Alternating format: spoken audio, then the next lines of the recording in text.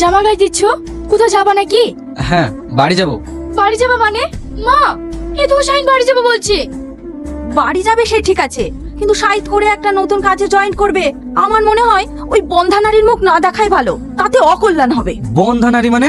তুমি তো জানো তোমার ভাই ভাবির কোনো সন্তানাদি নেই, তাহলে তোমার ভাবি বন্ধা হলো না? হ্যাঁ গো, মা ঠিকই বলেছি। তুমি জয়েন করো, কিছুদিন পরে যেও। শাহিন কোথায় যাবে? তুমি এই খাসির মাংসগুলো রান্না করো। শ্রাবণী, শাহিনকে নিয়ে শপিংটা সেরে আয়। তাহলে তাই করো, চলো।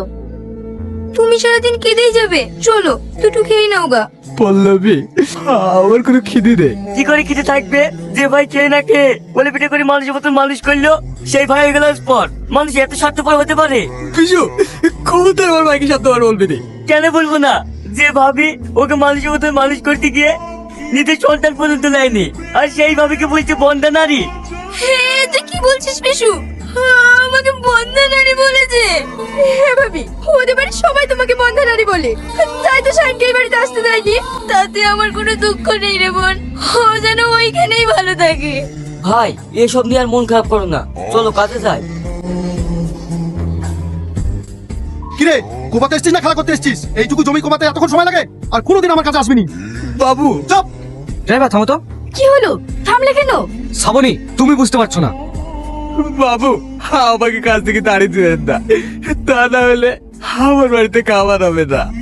আমাকে কাজে রাখেন, এরপর থেকে আমি আরো বেশি কাজ করবো। তুমি কাজ করতে পারবে না, তুমি কেমন কাজের লোক আমার বোঝা হয়ে গেছে।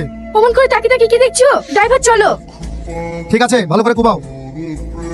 এটা তোমার স্বামী? হ্যাঁ স্যার, কাল একটু জ্বর এসেছিল, তাই যখন আমি ওকে হসপিটালে নিয়ে আসি তখন প্রায় 10টা বাজে। সেই সময় শাহিন ডাক্তারের শ্বশুর এসেছিল। কি ব্যাপার, আপনি হঠাৎ হসপিটালে? পাগল ছেলে, চাকরি করে আর ক টাকা ইনকাম করবি? তোমাকে তার এমনি এমনি জামাই করে নি, আমার ব্যবসার কাজে লাগবে বলে।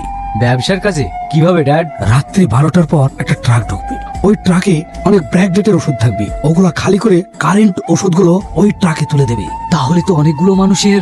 ওসব নিয়ে তুমি ভাববে না, আর এই ব্যাপারে বাড়িতে কোনো আলোচনা করার দরকার নেই। ঠিক আছে ড্যাড।